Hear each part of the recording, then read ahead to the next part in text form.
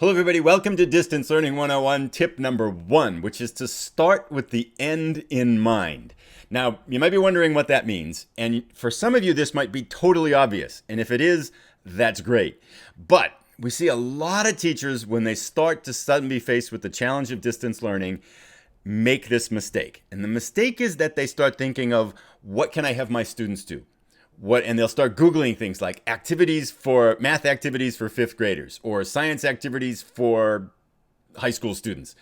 And the problem with that is that you're thinking of it from the activity basis, and then you get all kinds of stuff. And there is tons of stuff out there, activities and things that kids can do.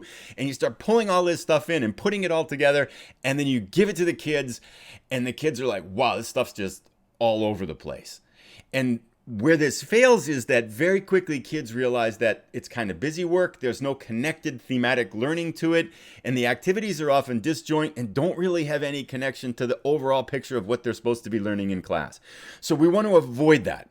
We want to avoid the idea of finding stuff for kids to do and busy work. And instead, we would challenge you to start with the end in mind, which is, what are the learning objectives that you're faced with right now if you had those kids in the classroom with you?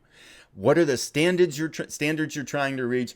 What things do you want the kids to learn? And keep those in the forefront of your mind. And once you've got those, now you're starting to look for things and activities and lessons and build units and materials that those students could use. So this is by design. It's called backwards design. For some of you might be thinking like, I do that all the time. And we get it. We know.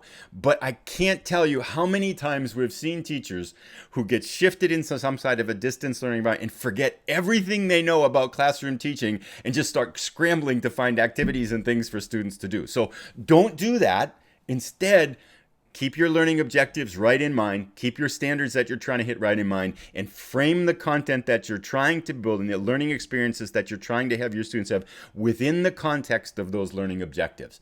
That's tip number 1. Let's move on to tip number 2.